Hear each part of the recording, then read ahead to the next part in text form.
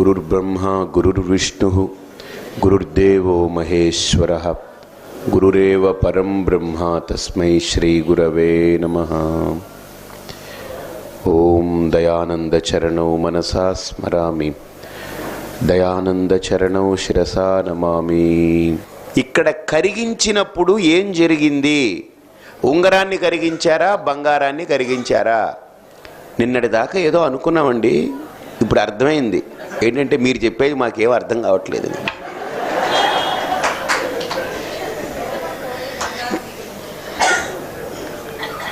ఇక్కడ మీరు బాగా గమనించండి. ఈ ఉంగరాన్ని కరిగిస్తున్నాము అంటున్నారు కదా, మీరు మాకు కరెక్ట్గా చెప్పండి, బంగారాన్ని కరిగిస్తున్నారా, ఉంగరాన్ని కరిగిస్తున్నారా? బంగారాన్ని కరిగిస్తున్నారు. అయితే బంగారం కరిగిపోయింది. ఉంగరాన్ని కరిగిస్తున్నారు. ఉంగరం ఎక్కడుంది? బంగారం లోపల ఉందా? చీల్చాలా? ఇప్పుడు నరసింహస్వామిలాగా వస్తుంది అదేమన్నా? లేదు. ఎక్కడుంది ఉంగరం?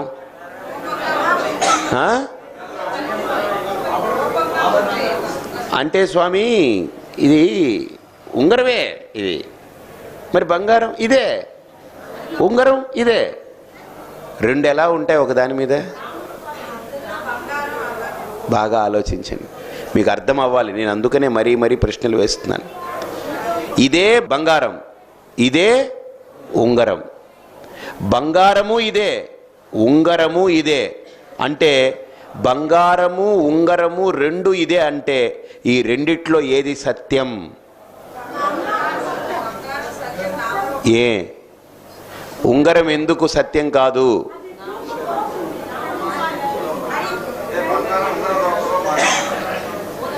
అంటే బంగారం ఉంగరం రూపంలో మారిపోయింది. అంటే పాలు పెరుగుగా మారిపోయింది. ఇంకా అయితే పాలు పెరుగుగా మారిపోతే ఇంకెప్పటికీ ఉదయం లేచిన తర్వాత కాఫీ కావాలనుకోండి, ఆ పెరుగునే కొద్దిగా చిలికి పాల్లా చేసి తాగుతారా? మరి అలాగని ఇప్పుడు బంగారం ఉంగరంలా మారిపోయింది అంటున్నారు. మారిపోతే ఇప్పుడు మళ్ళీ కరిగిస్తే మరి బంగారం ఎలా వస్తుంది?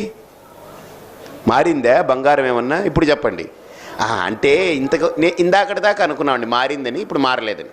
అంటే మా బుద్ధి మారింది అంతే, బంగారం మారలేదు. ఏం మారింది? జాగ్రత్తగా మీరు అన్నది మంచి పాయింట్. అది అందరూ అదే అనుకుంటారు, కానీ అక్కడ కాదు. అది తెలియజెప్పడం కోసం మిమ్మల్ని ప్రశ్నిస్తున్నాను. అంటే సత్యం దగ్గరికి మిమ్మల్ని నెట్టుకుంటూ పోవాలనుకోండి. ఇప్పుడు క్యారం బోర్డ్ ఆడుతున్నాం, పాకెట్లో కాయిన్ వేయాలనుకోండి, స్ట్రైకర్ తీసుకుని ఒక్కో దెబ్బ కొడుతూ ఉంటే మెల్లమెల్లగా కన్నం దగ్గరికి వెళ్తుంది. ఇప్పుడు జాగ్రత్తగా చూసి కొట్టామనుకోండి పాకెట్లో పడుతుంది. ఇప్పుడు అందుకనే కొడుతున్నాను, స్ట్రైక్ చేస్తున్నాను. మీకు స్ట్రైక్ అవుతుందో లేదో నాకు తెలియదు బుర్రలో.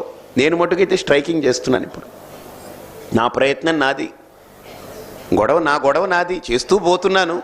ఎవరికైనా స్ట్రైక్ అయితే అవుతుంది, లేకపోతే లేదు. నా పని నాదే. సో చూడండి, ఇప్పుడు బంగారం ఉంగరంగా మారిపోయిందా? మారలేదు. మారితే ఇంకెప్పటికీ ఉంగరం ఉండిపోతుంది, బంగారం ఉండదు. ఎలాగా? పాలు పెరుగు అయిపోతే ఇక మళ్ళీ పాలతనాన్ని పెరుగులో చూడలేము. ఉంటుందా పాలు? ఇంకా ఉండదు. పాలు తన యొక్క స్వతసిద్ధమైనటువంటి ఉనికిని కోల్పోతుంది, పెరుగుగా పరిణమించింది. అలాగని ఇక్కడ బంగారం ఉంగరంగా పరిణమించింది అని అంటే ఇక బంగారం తన ఉనికిని కోల్పోయి ఉంగరం అయిపోయింది, ఇంకెప్పటికీ బంగారం కాదు. అలాగేమైనా ఉందా? లేదు. కాబట్టి బంగారం ఉంగరంగా మారలేదు. మరి ఏం జరిగింది అంటే, స్వామి ఇది ఉంగరమే, ఓకే, బంగారం ఇదే, రెండు ఎలా ఉంటుంది చెప్పండి? రెండు ఎలా ఉంటుంది? మారిందా? అదేంటి మారలేదని చెప్పి ఖండించాం కదా. ఇప్పుడు మార్పు లేదు కదా, రూపం ఎక్కడుంది? రూపం మారలేదుగా, బంగారమేగా.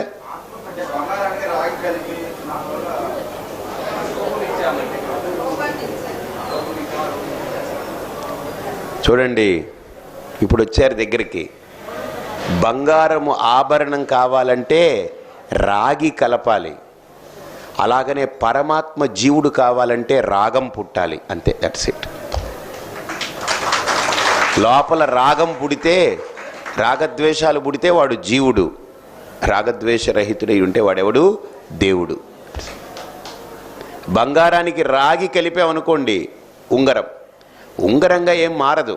అప్పటికీ చూడండి ఇప్పుడు ఉంగరంలా కనిపిస్తుంది, దట్స్ ఇట్. అంటే ఈ బంగారం మీద కంసాలి యొక్క ప్రతిభ జరిగింది, కల్పన. బంగారం మీద కంసాలి కల్పన చేశాడు. ఏమిటి? ఆ బంగారాన్ని ఇలా చెక్కి ఇలా చెక్కి ఇలా చెక్కి ఇలాగా మన సైజ్ తీసుకొని ఆ బంగారాన్ని ఇలా రౌండ్గా చేశాడు. దానిపైన చెక్కుడు ఇలా చెక్కాడు, చెక్కి దాన్ని చక్కగా తయారు చేసి అప్పచెప్పాడు. మీరు గుర్తుపెట్టుకోండి, ఉంగరము అన్నప్పుడు ఉంగరానికి ఉనికి లేదు, బంగారమే దానికి ఉనికి. ఉంగరము అన్నప్పుడు దాని ఉనికి ఏమిటి? ఉనికి ఉంగరానికి లేదు. దేనికి ఉంది? బంగారమే ఉంగరానికి ఉనికి. అలాగనే గుర్తుపెట్టుకోండి, ప్రకృతి, జీవుడు అంటే వీళ్ళకి ఉనికి లేదు, పరమాత్ముడే దీనికి ఉనికి. ఇప్పుడు ఈ ఉంగరంలో బంగారం ఎక్కడుంది? ఎక్కడుంది చెప్పండి? ఉంగరంలో బంగారం ఎక్కడుంది? స్వామీజీ, ఉంగరంలో కాదు, ఉంగరం ఇక్కడ ముట్టుకున్నా బంగారమే, దీన్ని కొద్దిగా ఓపెన్ చేసి లోపల ముట్టుకున్నా బంగారమే, ఈ సైడ్ ముట్టుకున్నా బంగారమే, ఈ సైడ్ ఈ సైడ్ ఈ సైడు. అంతెందుకు స్వామీజీ, ఉండేదే బంగారం. ఉంగరం అనేది జస్ట్ నామరూపం అంతే. మనం పెట్టుకున్న పేరు దీనికి ఉంగరం అని పేరు, వాడు కంసాలి కల్పించినటువంటి కల్పన, రూపం అంతే. రూపము కల్పన, నామము కల్పన. నాలికతో పిలిచేది పేరు, కంసాలి కల్పించింది రూపము, వాడి బుద్ధి నుంచి కల్పించబడింది రూపము, నా నాలిక నుండి కల్పించబడింది నామము. నామరూపాలు రెండు కల్పనలు, సత్యం బంగారం. అలాగనే ఈ ప్రకృతి క్షరం, నశించిపోతుంది.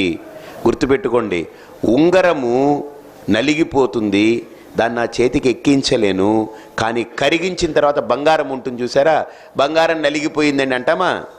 బంగారానికి నాశనం లేదు. ఉంగరాన్ని కరిగించేసేయచ్చు, ఉంగరాన్ని తొలగించవచ్చు, కానీ బంగారాన్ని సత్యం అది ఉంటుంది. అది అర్థమైందా? ఉంగరాన్ని కనపడకుండా చేయొచ్చు, కానీ బంగారాన్ని, ఇప్పుడు ఉంగరం ఉందండి, దీన్ని కరిగించేసారు, నిప్పులో పడేశారనుకోండి, ఉంగరం కనపడకుండా పోతుంది, కానీ కనపడేదేంటి? బంగారం. బంగారాన్ని దేంట్లో అయినా వేసి కనపడకుండా చేయగలరా? చేయలేము, శాశ్వత. అలాగనే ప్రకృతి కనపడకుండా పోతుందేమో కానీ కల్పన, నామరూపాత్మకమైన ప్రకృతి కనపడకుండా పోతుందేమో కానీ పరమాత్మకి నాశనం లేదు. కాబట్టి అక్షరం బ్రహ్మ పరమం. అక్షరం అంటే క్షరము కానిది, నాశనము కానిది. బ్రహ్మ అంటే బృహత్తమత్వాద్ బ్రహ్మ అంటే అంతటా నిండి నిబిడీకృతమైనటువంటి వాడు. బాగా చూడండి, ఇప్పుడు ఈ బంగారానికి నాశనం లేదు, ఈ బంగారము ఉంగరం అంతటా వ్యాపించింది. ఇన్ఫ్యాక్ట్ ఉంగరం అంతా అని చెప్పకండి, ఉంగరానికి ఉనికే అది. అర్థమైందే? సపోజ్ ఇక్కడ లేదనుకోండి బంగారం, ఉంగరం పోయినట్టే, ఉంగరం పాడైపోయినట్టే. ఎక్కడైనా ఈ ఉంగరంలో బంగారం లోపిస్తే ఇక ఉంగరం అక్కడ దెబ్బతిన్నట్టే, ఉంగరం లేనట్టే, అంతే కదా. ఇప్పుడు సపోజ్ ఇక్కడ ఈ ముక్క కట్ చేసామనుకోండి, అక్కడ ఏమైపోయింది? ఉంగరం లేదు. ఉంగరం ఉండాలి అని అంటే దాని ఉనికి ఏమిటి? బంగారం. అలాగనే ప్రకృతి ఉండాలి అని అంటే దాని ఉనికి ఏమిటి? పరమాత్మ. జీవుడు అంటే దాని ఉనికి ఏమిటి? పరమాత్మ. కాబట్టి జీవుడు ప్రకృతి అనే మాటలకి లోకంలో అర్థం లేదు, పరమాత్ముని తప్పిస్తే అర్థమే లేదు. కాబట్టి బంగారం ఉంటేనే ఉంగరం ఉంటుంది, అలాగనే పరమాత్ముడు ఉంటేనే కల్పిత జీవుడు, కాల్పనికమైన ప్రకృతి ఉంటుంది. అందుకనే శంకరులు అంటారు, బ్రహ్మ సత్యం జగన్మిథ్య జీవో బ్రహ్మైవ నాపరః అన్నారాయన. అందుకనే బంగారమే సత్యం, ఉంగరం ఏంటి? మిథ్యా. కాబట్టి ఇక్కడ చూడండి, స్వర్ణం సత్యం ఆభరణం మిథ్యా ఆభరణో స్వర్ణమేవ న అపరః. కాబట్టి ఈ ఉంగరం అనేది బంగారం కంటే వేరు కాదు. ఎందుకని? బంగారాన్ని విడిచి ఉంగరం ఉండలేదు, కానీ ఉంగరాన్ని విడిచి బంగారం ఉండగలదు. అలాగనే ప్రకృతి పరమాత్మను విడిచి ఉండలేడు, జీవుడు పరమాత్ముడి కంటే అన్యమై ఉండలేడు, ప్రకృతి పరమాత్మ కంటే అన్యమై ఉండలేదు. కానీ జీవ ప్రకృతులు లేకపోయినా పరమాత్మ శాశ్వతమై ఉండగలడు. అందుకనే పరమం గుర్తుపెట్టుకోండి. మనం అపరం, దాని మీద ఆధారపడి ఉన్న వాళ్ళం. కాబట్టి ఆ పరమాత్మ పరమం, అక్షరం బ్రహ్మ పరమం. కాబట్టి ఆ పరమాత్మ పరబ్రహ్మ స్వరూపం, అది వీటన్నిటికీ అతీతమైంది. దేహేంద్రియ మనోబుద్ధులకి, కాలాలకి, ఇంద్రియాలకి, వస్తువులకి, పదార్థాలకి, మూలాలకి, తత్వాలకు అన్నిటికీ అతీతమై సత్యమై ప్రకాశిస్తుంది పరమాత్మ తత్వం. కాబట్టి ఇక్కడ అక్షరం బ్రహ్మ పరమం 3 శబ్దాలు వాడారు. పరమం అంటే విలక్షణమైనది, అతీతమై ఉన్నటువంటిది. ఈ నామరూపాలు నశించిపోయినట్టు అది నశించలేదు. పరమమైనది, దివ్యమైనటువంటిది. అదేమిటి? తత్పదవాచ్యార్థం బ్రహ్మ. తత్ అంటే తత్వమసి మహావాక్యం రాబోతుంది, దాని గురించి తత్ అనే శబ్దం గురించి చెప్పారు. తత్ అంటే ఏంటి? ఆ పరమాత్మ. ఇక్కడ స్వభావ ఆధ్యాత్మముచ్యతే. బాగా చూడండి, ఆధ్యాత్మం అంటే ఆత్మానం అధికృత్య యో వర్తతే స ఆధ్యాత్మ. అంటే ఈ శరీరం ఉంది కదా, ఇప్పుడు భగవంతుడి గురించి పక్కన పెట్టండి. ఈ శరీరం ఉంది కదా, ఈ శరీరం ఏంటి? ప్రకృతి. ఇక్కడే మీకు ప్రూవ్ చేస్తాను. ఈ శరీరం ఏంటి? ప్రకృతి. బాగా చూడండి, ఇది ప్రకృతేనా కాదా? ప్రాకృతికమైందా కాదా? దీంట్లో నీళ్లు ఉన్నాయి, దీంట్లో అగ్ని ఉంది, దీంట్లో గాలి ఉంది, దీంట్లో పృథివీ తత్వం ఉంది, ఆకాశం ఉంది. ఇది ప్రకృతి తత్వం. ఇది ఈ శరీరం అంతా ప్రకృతి. అందుకనే ప్రకృతి ఏమిటి? కలిసిపోతూ ఉంటుంది, కనుమరుగవుతూ ఉంటుంది, కదిలిపోతూ ఉంటుంది. నిరంతరం జరుగుతుందా లేదా? రోజు రోజు క్షణ క్షణం మనం ఈ ప్రకృతి కరిగిపోవడం మొదలుపెట్టింది. ఎప్పటి నుంచి? డేట్ ఆఫ్ బర్త్ ఎప్పుడైతే వచ్చిందో డేట్ ఆఫ్ డెత్కి ఇది పరుగులు తీస్తూ ఉంటుంది. మనం ఏదైనా ఒక ట్యాబ్లెట్ తయారు చేస్తే మ్యానుఫ్యాక్చరింగ్ డేట్ ఉంటుంది, కిందనే ఏముంటుంది? Expiry date. ఒకవేళ ఎక్స్పైరీ డేట్ లేదనుకోండి, ఆ ట్యాబ్లెట్ కొంటారా? ఎందుకని? ఆ ట్యాబ్లెట్ ఎక్స్పైరీ కాదు, అది వేసుకుంటే నేను ఎక్స్పైర్ అయిపోతాను. అందుకని దానికి ఎక్స్పైరీ డేట్ ఉండాలి. అలాగనే దీనికి కూడా మ్యానుఫ్యాక్చరింగ్ డేట్ ఉంది. కింద ఏముంటుంది? కిందంటే వెతుక్కోకండి ఇప్పుడు.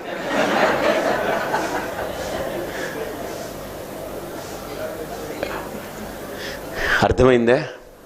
కాబట్టి ఇది ప్రకృతి.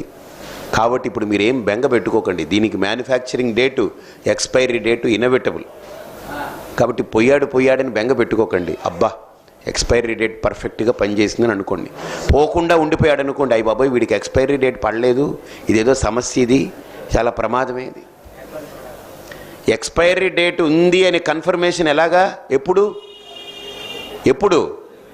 పోతేనే అప్పుడు కరెక్ట్, ఎక్స్పైరీ డేట్ ఉంది, పర్ఫెక్ట్, ఈ ట్యాబ్లెట్ కరెక్ట్.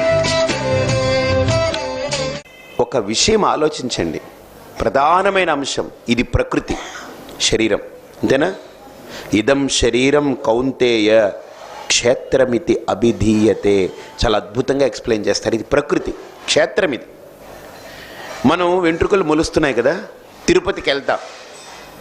ఈ వెంట్రుకలన్నీ అనుకుంటాయి, అబ్బా భార్య, భర్త, అన్న, తమ్ముడు అందరూ ఉంటారు ఇక్కడ. అందరూ మనందరం కలిసి పుట్టాం, ఎంత చక్కగా హాయిగా బతుకుతున్నామో. ఆ వెంట్రుకలకు కూడా కింద చాలా అద్భుతమైనటువంటి ప్రకృతులు ఉంటాయి. అక్కడ పేలు, చుండ్రు, గిండ్రు అన్నీ కలిసి ఉంటుంది. అదొక ప్రకృతి.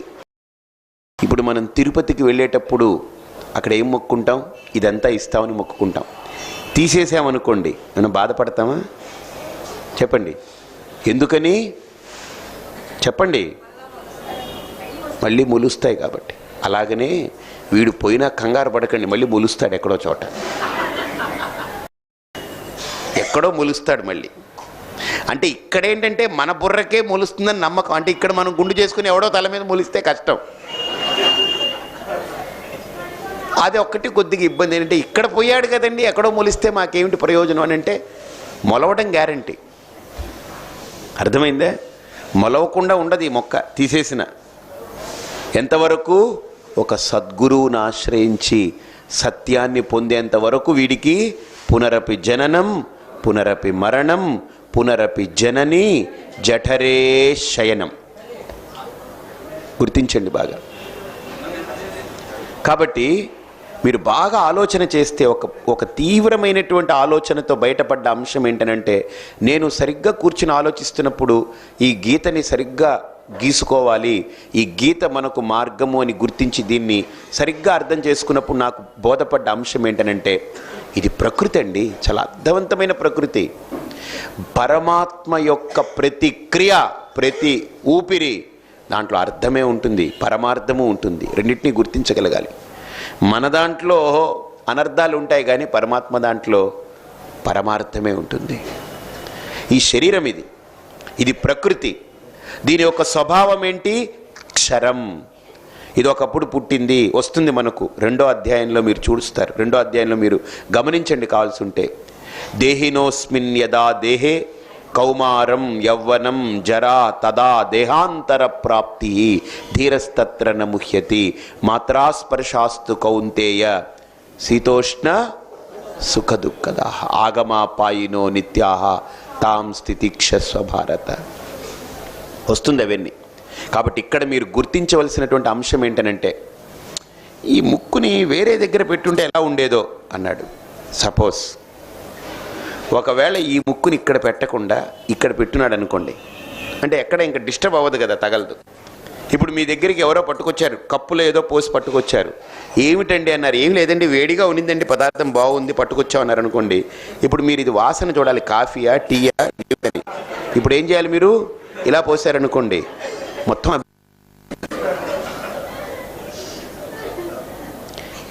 నేను దీని మీద ఆలోచించాను. ఏ ఇంద్రియమైనా ఇంకో చోట పెడితే ఏమిటి, దీన్ని ఇంకో చోట పెడితే ఏమిటని. కానీ ఆలోచించండి, కరెక్ట్ ప్లేస్మెంట్స్ ఇవన్నీ. ఏవేవి ఎక్కడ ఉండాలో అక్కడ వాడికి తెలిసింది. సపోజ్ ఈ ముక్కుని పోని ఇక్కడెక్కడ కాకుండా లోపల పెట్టాడు అనుకోండి, మనం షర్టు వేసుకుంటాం, బనియన్ వేస్తాం, అన్నీ వేస్తాం కదా. గాలి పీల్చేది ఏమిటి? ముక్కే. ఇప్పుడు ఏం చేయాలి? జిప్పు పెట్టి దానికోసం సపరేట్గా హోల్ పెట్టుకుని కుట్టించుకోవాలి. కుదరదు. మీరు ఎక్కడైనా పెట్టి చూడండి దీన్ని. అంటే ఈ ప్రకృతి అర్థవంతమైన ప్రకృతి. దీన్ని ఎక్కడ ఏది పెట్టాలో, ఏది ఉంచాలో చాలా అద్భుతంగా ప్లాన్ చేసి పెట్టబడినటువంటిది ఈ ప్రకృతి. మనం ఒక ఇల్లు కట్టేటప్పుడే ఇంజనీర్ ఈ పిల్లర్ వేయాలి, కాలం వేయాలి, ఇక్కడ ఇలా డెకరేటివ్, ఇక్కడ ఇది, ఇక్కడ కిటికీ పెడతాం, ఇక్కడ గుమ్మం పెడతాం. ఆఫ్టర్ ఆల్ ఒక ఇల్లు కట్టడానికి, జడ పదార్థాన్ని కట్టడానికి అంత ప్లాన్ చేస్తే, చేతనవంతమైనటువంటి ఆ పరమాత్మ ఈ శరీరాన్ని వాడుకోవాలన్నప్పుడు ఎంత అర్థవంతంగా చేసుకుంటాడండి, చేసుకుంటాడు. అందుకనే దేహో దేవాలయ ప్రోక్త జీవో దేవ సనాతన త్యజేత్ అజ్ఞాన నిర్మాల్యం సోహం భావేన పూజయేత్. అర్థమైందే? కాబట్టి ఇక్కడ మనం ఒక్క అడుగు ముందుకు వేసి ఆలోచన చేస్తే, ఈ ప్రకృతి అర్థవంతమైంది, ప్రణాళికాబద్ధంగా తయారైంది. కానీ ఇది ఏమైపోతుంది? ప్రతిక్షణం కలిసిపోతూ ఉంది, కదిలిపోతూ ఉంది, కదిలిపోతూ ఉంది. ఎక్కడికి కదులుతూ ఉంది? ఎక్కడికి కదులుతుంది చెప్పండి? కలిసిపోవడానికి కదులుతుంది, కనుమరుగవ్వడానికి కదులుతుంది. కానీ ఇంత ప్రకృతిని వాడుకునేది ఎవరు? ఈ చెయ్యితోటి దీన్ని తీయాలి, ఇది ఇక్కడ పెట్టాలి అని చెయ్యి అనుకుంటుందే? ఎవరు అనుకుంటారు? నేను ఇప్పుడు మాట్లాడుతున్నాను మీ అందరితోటి, భగవద్గీత చెప్పాలి, ఈ శ్లోకం నుండి ఈ శ్లోకం దాకా చెప్పాలి అని చెప్పేది ఎవరు? నాలికనా, నోరా? ఎవరు? నేను. ఇప్పుడు అది చూడాలి అనుకోండి, కళ్ళు తెరిచించుంటుంది. కానీ ఒక్కోసారి చూడండి, అలా కళ్ళు తెరిచి ఉంచుతాం, కానీ మనం చూస్తున్నాం, మన కళ్ళ ముందు ఏవో పోతున్నాయి. అడుగుతాడు, ఏమంటే నీ కళ్ళ ముందే పోయానే అయిందాక, ఏమిటి చూడలేదా అంటే, ఏమోనండి కళ్ళు తెరిచుంచాను కానీ నేను లేను అక్కడ. నేను చూడాలనుకుంటేనే నా కంటి ముందు ఉండేటువంటిది నా కంటికి కనపడుతుంది. నేను వినాలనుకుంటేనే నా చెవికి మీరు చెప్పే వినపడుతుంది. కాబట్టి స్వామి, ఇక్కడ కూర్చున్న మాలో ఎవ్వరం కూడా ఇంకా అనుకోలేదు ఇంతవరకు వినాలని. కాబట్టి మీరు చెప్తూ ఉన్నా అలాగనే ఉన్నాం మేము. అలానే వింటున్నారా? వినాలని అనుకున్నారా? అనుకోలేదా? అంటే ఇంతవరకైతే అలా లేవండి, ఇప్పుడు అనుకుంటాం లేండి అంటారా? కాదు, వినాలని సంకల్పం చేశారు కాబట్టే ఉదయాన్నే లేచి అన్ని పనులున్నా పక్కన పెట్టేసి పరుగులు తీసుకుంటూ ఇందులోకి వచ్చి కూర్చున్నాం మనం. అవునా? ఆ సంకల్పం ఎక్కడ జరుగుతుంది? కంటిలోనో, ముక్కులోనో, చెవిలోనో, కాళ్ళలోనో జరగదు. ఎక్కడ? మనస్సులో. గుర్తుపెట్టుకోండి. ఆ మనస్సులో కలిగే సంకల్పాన్ని, ఆ సంకల్పాన్ని కలిగించింది ఎవరు? నేను అనేవాడు. అర్థమైందా? ఆ నేను అనేవాడే కనుక ఉదయం లేవలేదనుకోండి, భగవద్గీత లేదు, 8వ అధ్యాయం లేదు, ఏమీ లేదు, పోవడమే ఇంకంతే. ఏం సంకల్పం రాదు, వికల్పం రాదు, శరీరం కదలదు, అందరూ వచ్చి కదుపుతారు, దీన్ని కుదుపుతారు. ఎవరు కదిపినా ఇలా కదులుతుంది, మళ్ళీ వదిలేస్తే మళ్ళీ ఎవరో చెయ్యి ఇలా పడతారు, లేస్తుంది, మళ్ళీ వదిలేస్తే పడిపోతుంది.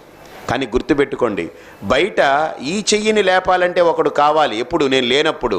కానీ నేనున్నప్పుడు ఎవడక్కర్లేదు, నేను సంకల్పిస్తే చాలు చెయ్యి లేచిపోతుంటుంది. బయట దీన్ని నేను లేకపోతే మొయ్యడానికి నలుగురు కావాలి, కానీ నేనుంటే ఎవడక్కర్లేదు, నేను నా అంతటి నేనే లేచిపోతున్నాను. అంటే ఒక సంకల్పానికి ఎంత బలం ఉందో చూడండి. సంకల్ప మాత్రం చేత ఇంత బరువుని లేపేస్తున్నాను. అదే నా సంకల్పం లేకపోతే, నేను తప్పుకుంటే దీన్ని లేపడానికి ఎంతమంది కావాలి? నలుగురు కావాలి. అంటే ఈ శరీరాన్ని లేపేది ఎవరు? సంకల్పము. గుర్తుపెట్టుకోండి, శరీరం లేవదు, శరీరం జడం, కానీ దీన్ని లేపేదెవరు? సంకల్పము. ఆ సంకల్పాన్ని సంకల్పించింది ఎవరు? నేను. గుర్తుపెట్టుకోండి, పరమాత్మని మర్చిపోండి కొంతసేపటికి, పక్కన పెడదాం. ఇంతకాలం ఎలాగో వదులున్నాం కదా, ఇప్పుడు 2 నిమిషాల్లో తగిలించుకోవడం అవసరం లేదు, మళ్ళీ తగిలించుకుంటాం. ఎలా తగిలించుకోవాలి? ఇంకా వదిలించుకోలేనంతగా తగిలించుకోవాలి ఇప్పుడు మనం. అందుకోసం నా తాపత్రయం. ఊరినే తగిలించుకొని మళ్ళీ చెప్పులు వేసుకుని వదిలిపెట్టినట్టు, బట్టలు వేసుకుని వదిలిపెట్టినట్టు, ఈ చెమికీలు వేసుకుని వదిలిపెట్టినట్టు, లేకపోతే ఇవన్నీ వేసుకుని దింపినట్టు పరమాత్ముడిని దింపకూడదు. పరమాత్ముడిని ఎత్తుకుంటే ఇంకా అసలు వదిలిపెట్టలేని స్థితిలో వాణ్ణి మనతో ఏకం చేసుకోగలగాలి. అప్పుడే అది బంధం, అదే యథార్థమైన మోక్షం, అదే మోక్షం. అంతేగాని ఏదో బట్టలు వేసుకుని విప్పినట్టుగా పరమాత్ముడిని విప్పకూడదు. అందుకనే నా తాపత్రయం. కాబట్టి ఇంత ప్రకృతి, ఈ శరీరం ఇంత ప్రకృతిని కదపాలి అని అంటే సంకల్పం కారణం. అర్థమైందా? ఆ సంకల్పాన్ని సంకల్పించింది ఎవరు? నేను. గుర్తుపెట్టుకోండి, ఇంకా దేవుడి మాట్లాడకండి. నేను. ఈ నేనెవరండి? ఈ నేనెవరు? ప్రకృతి కాదు కదా, ప్రకృతి కంటే విలక్షణం. అందుకని ఈ ప్రకృతిని వదిలేసి వెళ్ళిపోతున్నానుగా నేను. ప్రకృతే నేను అనుకోండి, బాగా గుర్తుపెట్టుకోండి, నేను కూడా చచ్చిపోవాలి. అందుకనే మనం ఏమంటున్నాం? చనిపోయాడండి, చనిపోయాడు అంటున్నాం. చనిపోయాడు, అది కొనిపోయాడు, చనిపోలేదు వాడు. ఏమిటి? కొనిపోయాడు. ఏమిటి కొనిపోయాడు వాడు? ఏం పట్టుకుపోయాడు వాడు? ఈ శరీరాన్ని వాడుకొని దీని ద్వారా చేసినటువంటి కర్మలన్నింటినీ మూటగట్టుకుని పోయాడు వాడు, అంతే బస్. వాడు చనిపోలేదు. వాడు పోతే ఇది పడిపోయింది, అంతే బస్. ఇది వాడిపోయింది. వాడు పోతే ఇది వాడిపోయింది, ఇది పడిపోయింది. అంతేకాని వాడికేం చావు లేదండి. గుర్తుపెట్టుకోండి, చావు నేను అనేదానికి చావు లేదు. శరీరం పడిపోతుంది, దట్స్ ఇట్. గుర్తుపెట్టుకోండి. ఈ పువ్వుని చెట్టు నుంచి తింపామనుకోండి, పువ్వు చెట్టు నుండి వేరైన తర్వాత పువ్వు చచ్చిపోతుంది, రేపు కనపడకుండా పోతుంది. కానీ గులాబీ చెట్టు అలానే ఉంటుంది, రేపు ఇంకో పువ్వు వస్తుంది. అర్థమైందా? పువ్వుని చెట్టు నుంచి వేరు చేశారు. ఈ పువ్వు రేఖలు అన్నీ వచ్చాయి, చాలా అందంగా ఉంది. ఇప్పుడు ఇది ఇంకో 2 గంటల తర్వాత రేఖలు బాగా నలిగిపోతాయి. రేపటికి నిజంగా చూస్తే అసలు ఈ పువ్వు ఉండదు, కానీ చెట్టు అలానే ఉంటుంది. అలాగనే ఈ శరీరం కూడా అంతే. ప్రకృతి ఇది ఆవిర్భవించినప్పటి నుండి ఇది కనుమరుగవడానికి కదిలిపోతూ ఉంది, కలిసిపోవడానికి. కానీ దీన్ని వాడుకునే నేను మటుకు అలా కాను. అందుకనే ఆ నేను అనేదానికి డేట్ ఆఫ్ బర్త్ లేదు, డేట్ ఆఫ్ డెత్ లేదు. దీనికి ఉంది date of birth, date of death. దేనికి ఉంది? ఈ ట్యాబ్లెట్కి ఉంది. ఇది ట్యాబ్లెట్, ఇది ఎంత బాగుందో చూడండి, ఎంత చక్కగా. కాబట్టి మనం ఏం చేస్తున్నాం? ఆల్రెడీ దీనికి ఎక్స్పైరీ డేట్ పడిపోయింది, మనం ఏడుస్తున్నాం. ఎక్స్పైరీ డేట్ పడిన తర్వాత ఎందుకు ఏడవాలి? పడకముందే ఏడవండి. అంటే ఎవరి దగ్గర ఏడవాలండి? మాకు అర్థం కావట్లేదు. ఎవరు తయారు చేశారో వాళ్ళ దగ్గర ఏడవండి అంటే మా అమ్మగారు నాన్నగారి దగ్గర అండి. అప్పుడు ఏడిస్తే కూడా ఆయనకు వినపడదు కదండి, మా నాన్నగారికి ఊరే తయారు చేసేస్తున్నావు, నాకు డేట్ ఆఫ్ డెత్ వేయకు, ఇప్పుడే డేట్ ఆఫ్ బర్త్ మాత్రమే వేయని చెప్పండి. వినగలడా? వినడు. ఎందుకని? వాడికే date of death already prepare అయిపోయింది, వాడి లిస్ట్ ప్రిపేర్ అయిపోయింది, వాడి టికెట్ కన్ఫర్మ్ అయిపోయింది. కాబట్టి ఈ లోకంలో మనం మొర పెట్టుకునే దానికి లేదు. పడ్డాము అని అంటే పోవాలి, దట్స్ ఇట్. దానికి ప్రిపేర్ అవ్వ. నేను ప్రిపేర్డ్గా లేని స్వామీజీ, లేకపోతే నష్టం లేదు, పీక్కుపోతాడంతే. నీ ప్రిపేర్డ్నెస్ ఎవరికి కావాలి? నేను ఇంకా ఇప్పుడు ఎవరన్నా స్వామి ఇక్కడి నుంచి వెళదామా అన్నారనుకోండి, సపోజ్ నేను అన్నాను నేను ఇంకా ప్రిపేర్ అవ్వలేదండి అంటే, ఓకే ఇంకో అరగంట వెయిట్ చేస్తాననొచ్చు, ఇంకో గంట వెయిట్ చేస్తాననొచ్చు. కానీ గుర్తుపెట్టుకోండి, యముడు మటుకు నేను ప్రిపేర్డ్గా లేనంటే ఊరుకోడు. నీ ప్రిపరేషన్ ఎవడికి కావాలి? ప్రిపేర్ అవ్వలేదు రే గెడౌట్ పద అంటాడు. అర్థమైందా? కాబట్టి ఇక్కడ మనం బాగా ఆలోచిస్తే ఈ ప్రకృతిని వాడుకునేది ఒకటి ఉంది. అది ఎవరు? ఆత్మ. బాగా ఆలోచించండి. అది ఎవరండి? నేను నేను నేను నేను. అందుకనే ఇక్కడ కృష్ణుడు స్వభావోధ్యాత్మముచ్యతే. స్వభావ స్వస్య భావ స్వభావ అంటే నా యొక్క యథార్థమైనటువంటి ఉనికి ఏమిటది? శరీరం కాదు. నా ఉనికి ఏమిటి? శరీరం కాదు. నా ఉనికి ఏమిటి? నేను అనేదే నా ఉనికి. గుర్తుపెట్టుకోండి. నాకు ఉనికి ఎవరు? నేను. ఆ నేను అనేది కనుక ఉదయం లేవకపోతే శరీరంలో, నేను అనేది కనుక ఉదయించకపోతే శరీరం ఏమైపోతుంది? తీసుకెళ్ళిపోవాలి. ఆ రోజు ఆఖరి అంతే. అర్థమైందా? అది ఏమిటోనండి. నిన్నంతా బాగానే ఉన్నారండి, రాత్రి కూడా మాట్లాడి పడుకున్నారండి, అన్నీ చెప్పారండి, ఉదయం కనపడలేదండి, మనిషి వదిలేసిపోయారండి. మీరు చూడండి. అంటే ఎవడు మేలుకుంటే ఇందులో శరీరం అర్థవంతంగా తిరుగుతూ ఉంటుందో, ప్రకృతిలో చరిస్తూ ఉంటుందో, ఎవడు తప్పుకుంటే ఈ శరీరం అలా పడిపోతుందో వాడెవరు? నేను. బాగా గుర్తించండి. ఇప్పుడు దాని గురించి శ్రీకృష్ణ పరమాత్మ స్వభావ ఆధ్యాత్మముచ్యతే. ఆ నేననేది ప్రధానం అర్జున, ప్రకృతి కాదు. ఎందుకని? ఇది it's all their matter. That is the matter. ఇదేంటిది? ఇదొక మ్యాటర్. ఇది కదా, ఇదొక పదార్థం, ఇదొక వస్తువు, ఇదొక జడం. That is the matter. That's it. దీని మీద ఎక్కువ కసరత్ చేయక్కర్లేదు. ఎవరి మీద కసరత్ చేయాలి? దీన్ని వాడుకునే వాడి మీద కసరత్ చేయాలి. ఇప్పుడు బస్సు ఉందనుకోండి, స్టార్ట్ చేశారనుకోండి. ఇప్పుడు బస్సు దగ్గరికి వెళ్ళి ఆ టైర్ల దగ్గర నిలబడి, ఏమండి బస్సు ఎప్పుడు పోతుంది, ఇది ఇక్కడ నుంచి మనకు విజయవాడ ఎప్పటికి వెళ్తుందండి అని టైర్లను అడుగుతారా? తిరిగేదేవి? మరి దాన్ని అడగొచ్చుగా.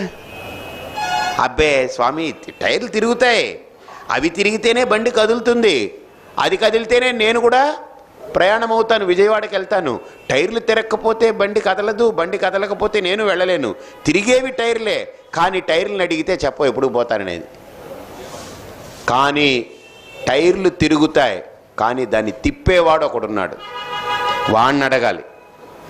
అలాగనే ఈ శరీరాన్ని కాదు మనం కన్సర్న్ చేయవలసింది, ఈ శరీరాన్ని వాడుకునే శరీరీ. అర్థమైందా? ఆ శరీరిని మనం కన్సర్న్ చేయాలి, వాణ్ణి ముట్టుకోవాలి. అందుకని ఇక్కడ కృష్ణుడు అర్జునుడిని కొద్దిగా ముందుకు నెట్టాడు. అయ్యా వాణ్ణి ముట్టుకో, దీన్ని పట్టుకుని ఆగిపోతున్నావు, దీని దాకా వెళ్ళి ఆగిపోతున్నావు. మనం చర్మం దాకా వెళ్ళి ఆగుతున్నాం, చర్మాన్ని దాటితే మర్మం దగ్గరికి వెళతాం.